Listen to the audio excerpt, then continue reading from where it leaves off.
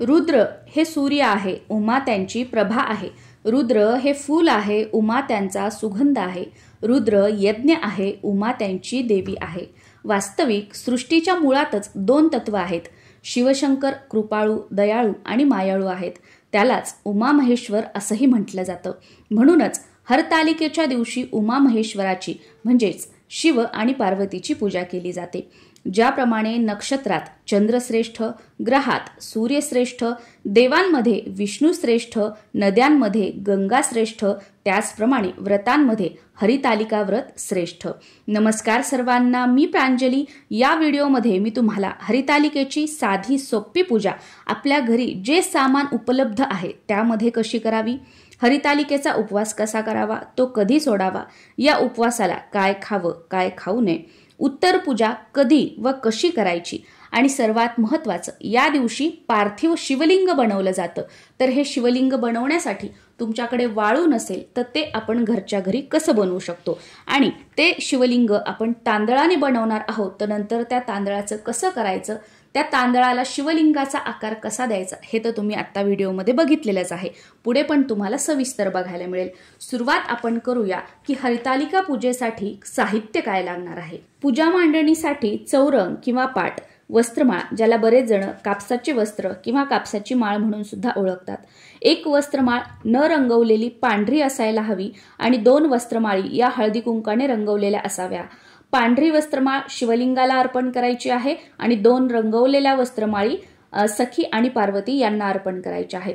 तुपात भिजवलेली फुलवात आणि निरांजन हवं असणार आहे आरती करण्यासाठी, आणि 2 लांब वाती एकत्र जोडून तेलामध्ये लावून आपल्याला तो दिवा लावायचा आहे. तो आपल्याला पाहिजे आहे, जो आपण दीपपूजन करून दीप प्रज्वलित करून त्यांच्या अग्नीने हे पूजन करणार आहोत. याचबरोबर काडी डबी लागणार आहे, विड्याची पानं लागणार आहेत, 5 सुपारी, 5 हळकुंड, 1 रुपयाची 5 नाणी, खोबऱ्याचे 5 तुकडे, खारीक 5, पांढरी फुलं किंवा अजून कोणत्या रंगाची जी फुलं असतील ती लागणार आहेत, गजरा लागणार आहे सखी पार्वतीला अर्पण करण्यासाठी. त्याचबरोबर या पूजेमध्ये सर्वात महत्त्वाच्या असतात त्या म्हणजे पत्री. पत्री म्हणजे झाडांची पानं, फळाच्या झाडांची पानं किंवा फुलांच्या झाडाची पानं. ही 5 प्रकारच्या झाडांची असू शकतात, 16 प्रकारच्या झाडांची असू शकतात किंवा 21 प्रकारच्या झाडांची असू शकतात. पण शक्यतो 16 प्रकारच्या झाडाच्या ज्या पत्री असतात त्या तुम्हाला हरतालिकेच्या पूजेच्या वेळेस पूजा साहित्याच्या दुकानामध्ये सुद्धा इझिली मिळून जातात. नाही मिळाल्या तर अगदी 5 प्रकारच्या पत्री तुमच्या घराच्या आजूबाजूला तुमच्या घरी जिथे कुठे उपलब्ध आहेत फळ झाडांच्या, फुल झाडांच्या, त्या तुम्ही घेऊ शकता. पुढे मी तुम्हाला नावं सुद्धा सांगणार आहे की कोणत्या कोणत्या झाडाच्या पत्री आपल्याला घ्यायच्या आहेत. याचबरोबर वाळू लागणार आहे शिवलिंग बनवण्यासाठी. पण बघा, प्रत्येकालाच वाळू मिळेल असं नाही. जर तुम्हाला वाळू नाही मिळाली तर तुम्ही तांदूळ सुद्धा घेऊ शकता, फक्त ते अखंड असावेत. त्या अखंड तांदूळाचं आपल्याला शिवलिंग बनवायचं आहे. याचबरोबर पाणी लागणार आहे, दूध किंवा पंचामृत या दोन्हीपैकी तुम्ही काहीही घेऊ शकता. याचबरोबर नैवेद्यासाठी काही फळं लागणार आहेत किंवा दूध साखर, खडी साखर, पेढा याचा सुद्धा तुम्ही नैवेद्य दाखवू शकता. सखी पार्वतीच्या पूजेसाठी हळदी कुंकू आणि त्यांची ओटी भरण्यासाठी ओटीचं साहित्य आठवणीने घ्यायचं आहे. कुमारिका मुली चांगला पती मिळावा यासाठी हे व्रत करतात आणि सौभाग्यवती महिला पतीला दीर्घायुष्य लाभावं यासाठी हे व्रत करतात. बऱ्याच महिलांचा प्रश्न असतो की कितव्या वर्षापासून मुलींना हे व्रत करायला सांगायचं. आमच्या भागामध्ये किंवा स्पेशली माझं सांगायचं झालं, माझ्या कुटुंबामध्ये सासरी असेल किंवा माहेरी असेल, आम्हाला कळतही नव्हतं तेव्हापासून आम्ही सर्व बहिणी किंवा मुली हे व्रत करतो. आणि माझी मुलगीही, तिला कळत नव्हतं तेव्हापासून हे व्रत करते.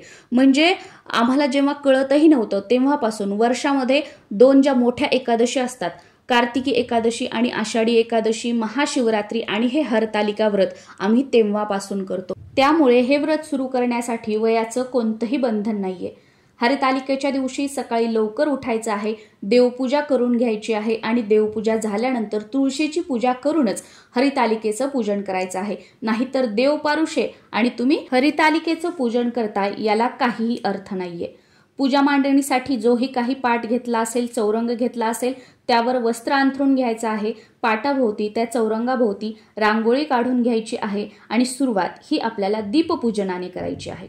सुरुवातीला दिवा लावून घ्यायचा, 1 तुपाचा आणि 1 तेलाचा. त्या दोन्ही दिव्याला हळदी कुंकू लावून घ्यायचं, अक्षदा अर्पण करायच्या आणि नमस्कार करून पूजनाला सुरुवात करायची। संकल्पामध्ये मी माझ्या पतीच्या दीर्घायुष्यासाठी आणि माझ्या कुटुंबाच्या सुख शांतीसाठी, कल्याणासाठी हे व्रत करत आहे, हा उल्लेख आवर्जून करायचा आहे। दीपपूजन झाल्यानंतर वाळूचं शिवलिंग तुम्हाला बनवून घ्यायचं आहे। वाळू नसेल तुमच्याकडे शिवलिंग बनवण्यासाठी तर तुम्ही तांदूळ सुद्धा घेऊ शकता आणि तांदूळाचं शिवलिंग बनवू शकता। वाळूचे किंवा तांदूळाचे शिवलिंग बनवताना जो निमुळता भाग असतो, ज्याला जलाधारी म्हटलं जातं, ती उत्तरेकडे येईल अशा प्रकारे आपल्याला शिवलिंग तयार करायचे आहे। त्यानंतर सुरुवात आपल्याला गणेश पूजनाने करायची आहे। तुमच्याकडे वाळूनेच किंवा तांदूळानेच सखी पार्वती, नंदी महाराज आणि गणेश हे काढण्याची पद्धत असेल तर तुम्हाला या शिवलिंगाबरोबरच वाळूने सखी, पार्वती, गणपती आणि नंदी महाराज म्हणून 4 राशी तुम्हाला मांडायच्या आहेत आणि यांचंच सखी, पार्वती, नंदी महाराज आणि गणपती म्हणून पूजन करायचं आहे। बाकी तुमच्याकडे गणपती स्वरूप सुपारी घेण्याची पद्धत असेल तर ती घेतली तरी सुद्धा चालेल किंवा तुमच्या देवघरातील गणपती बाप्पाची मूर्ती तुम्ही घेतली तरी सुद्धा चालेल।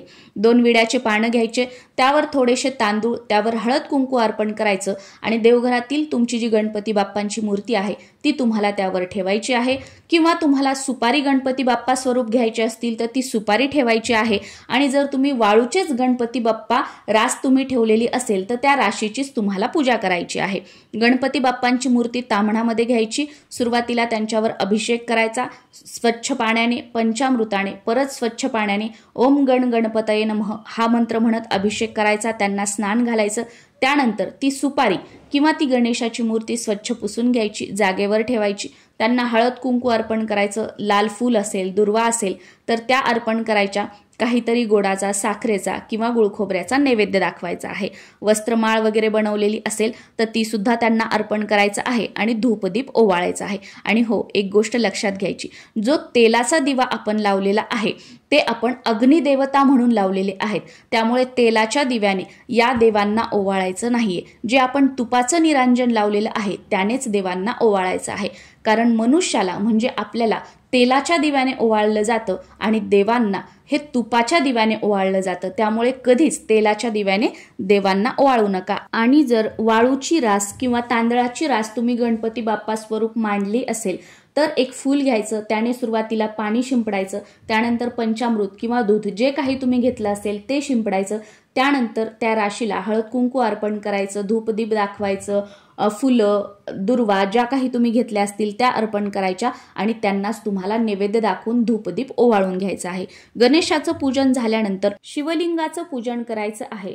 शिवलिंगाची पूजा करताना फुलाने सुरुवातीला पाणी शिंपडून घ्यायचं, त्यानंतर दूध किंवा पंचामृत जे तुम्ही घेतलं असेल ते शिंपडून घ्यायचं, परत स्वच्छ पाणी शिंपडून घ्यायचं, इबूत ज्याला पांढरं भस्म सुद्धा म्हटलं जातं ते अर्पण करायचं आहे। वस्त्रमाळ म्हणजे कापसाचे वस्त्र शिवलिंगाला अर्पण करायचे आहेत, जे काही पांढरे फुलं तुम्ही घेतलेले असतील ते अर्पण करायचे आहेत आणि त्यानंतर आपल्याला सखी पार्वतीचं पूजन करायचं आहे। सखी पार्वतीच्या मूर्ती घेण्याची पद्धत तुमच्याकडे असेल तर त्या मूर्तीखाली थोडेसे तांदूळ टाकायचे आहेत, त्यावर हळदी कुंकू अर्पण करायचं आणि त्यानंतर सखी पार्वतीची मूर्ती त्यावर ठेवायची आहे।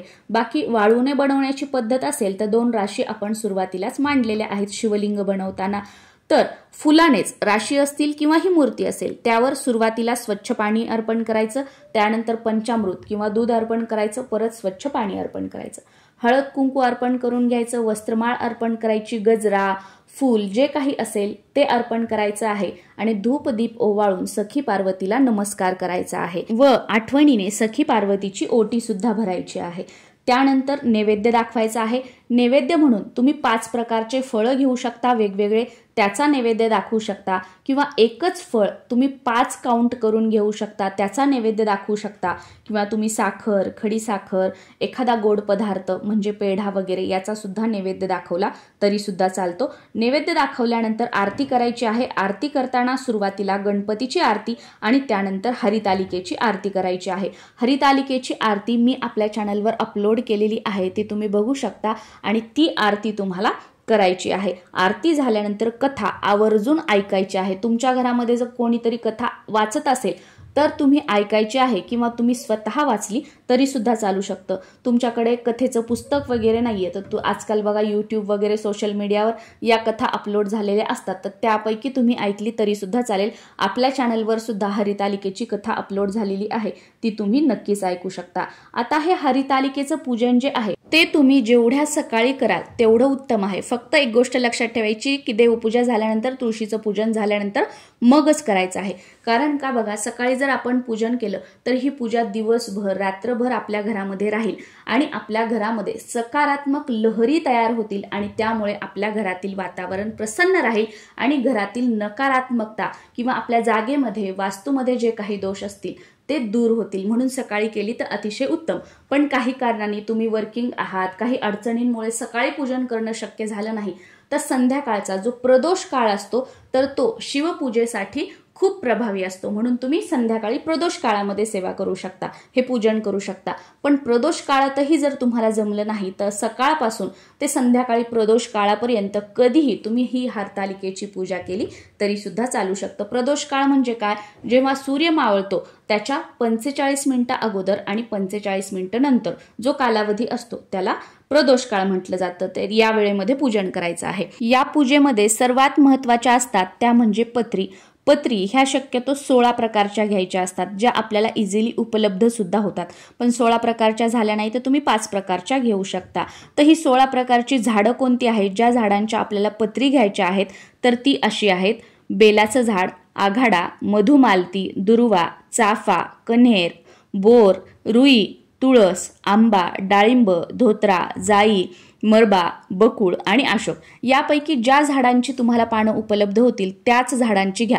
बाकी भेटली नाही, याच्यापैकी 1-2 झाडांची जरी भेटली तर तुमच्या आजूबाजूला, तुमच्या शहरात, तुमच्या गावात, घराजवळ जी कोणती झाडं आहेत फळांची किंवा फुलांची त्यांची पानं तुम्हाला घ्यायची आहेत. फक्त काय की ती पानं किड लागलेली नसावीत किंवा तुटली फुटलेली चिरा पडलेली पानं नसावीत, सुकलेली पानं नसावीत, ताजी टवटवीत पानं घ्यायची आहेत. आणि शिवलिंगाला अर्पण करताना सर्वात अगोदर बेलपत्र अर्पण करायचं आहे, त्यानंतर आघाडा अर्पण करायचा आहे आणि मग त्यानंतर जी काही पानं आहेत, ज्या काही पत्री आहेत त्या आपल्याला अर्पण करायच्या आहेत. आणि ही शिवलिंगाची पूजा करत असताना किंवा पत्री अर्पण करताना उमामहेश्वर देवताभ्यो नमः, उमामहेश्वर देवताभ्यो नमः या मंत्राचा जप कंटिन्यू आपल्या मुखामध्ये सुरू ठेवायचा आहे. हरितालिका पूजनाबरोबरच या दिवशी व्रताला म्हणजे उपवासाला सुद्धा खूप जास्त महत्त्व आहे. बरेच जण हे व्रत खूप कडक करतात. या उपवासाला तिखट, मीठ, साबुदाणा, भगर काहीच खात नाहीत. फक्त जे उकडलेले पदार्थ, रताळ वगैरे जे असतं किंवा जी कंदमुळं असतात किंवा फक्त चहा, कॉफी आणि पाणी पिऊन हे व्रत करतात. पण आमच्याकडे तरी एवढं कडक हे व्रत करण्याची पद्धत नाहीये. त्याच्यामुळे तुमच्या शहरानुसार, तुमच्या गावानुसार, तुमच्या भागानुसार उपवास पूजा करण्याला तुम्ही प्रथम प्राधान्य द्या. कारण मी काय सांगते किंवा अजून कोण काय सांगते यापेक्षा तुमच्या कुळामध्ये, तुमच्या कुटुंबामध्ये पिढ्यानपिढ्या कशा प्रकारे हे हरितालिकेचं पूजन केलं जातं, कशा प्रकारे उपवास केला जातो हे तुमच्या घरातील मोठ्या मंडळींकडून जाणून घ्या आणि त्याचप्रमाणे हे व्रत करा, ही पूजा करा. कारण आपापल्या घराण्याच्या ज्या रूढी परंपरा असतात त्या आपण जाणून घेणं, त्या आपण पाळणं आणि त्यानुसारच पुढे आपण व्रतवैकल्य चालू ठेवणं हे आपलं प्रथम कर्तव्य आहे. मी सुद्धा आमच्याकडे जसं पूर्वीपासून चालत आलेल्या पूजा उपवासाच्या पद्धती आहेत त्यानुसारच करते, म्हणून मी तुमच्यासोबत हे शेअर करत आहे. हा महादेवाचा उपवास आहे त्यामुळे भगर तर या उपवासाला अजिबात चालणार नाहीये. बाकी आमच्या भागामध्ये तरी साबुदाणा खाल्ला जातो, तर तुम्ही साबुदाण्याची खीर वगैरे तुमच्या भागामध्ये तुमच्या घरात चालत असेल तर तुम्ही खाऊ शकता. पण मीठ मात्र या उपवासाला खायचं नाहीये. पण बघा, बरेच जण जे डायबिटिक आहेत किंवा ज्यांना डॉक्टरांनी उपाशी राहू नका असं सांगितलेलं आहे, मीठ खा असं सांगितलेलं आहे, ज्या गर्भवती महिला आहेत किंवा ज्यांना अजून काही आजार आहे तर ते हे व्रत करतात, तर त्यांनी डॉक्टरांच्या सल्ल्यानुसार फराळाचे तिखट मिठाचे पदार्थ खाऊन हे व्रत केलं तरी सुद्धा चालू शकतं. शेवटी काय बघा, शरीर ही आपली खरी संपत्ती आहे. तुम्ही जर सुदृढ असाल, तुमचं शरीर जर चांगलं असेल तरच तुम्ही शिवशंकरांची, भोलेनाथांची किंवा जे काही येणारे सणवार आहेत, व्रतवैकल्य आहेत त्यांचं पूजन तुम्ही करू शकाल, उपवास व्रतवैकल्य तुम्ही करू शकाल. पण शरीराचीच जर साथ नसेल तर ह्या पूजा, हे व्रतवैकल्य तुम्ही करू शकणार नाही. त्यामुळे भगवान भोलेनाथांची पूजा तुम्ही मनापासून करा। बाकी हा उपवास तुम्हाला का शक्य होत नाही, का जमत नाही, तुमच्या व्याधी काय आहेत हे गाऱ्हाणं भगवान शिवशंकरांपुढे मांडा आणि त्यांच्या कृपेने उत्तम आरोग्याची प्राप्ती झाल्यानंतर अगदी कडक नियम पाळून हे व्रत तुम्ही नक्कीच करा। पण तोपर्यंत जसं तुम्हाला जमतं, जसं डॉक्टर सांगतात किंवा ज्या प्रकारे तुम्हाला हे व्रत झेपू शकतं त्याप्रमाणे तुम्ही करू शकता।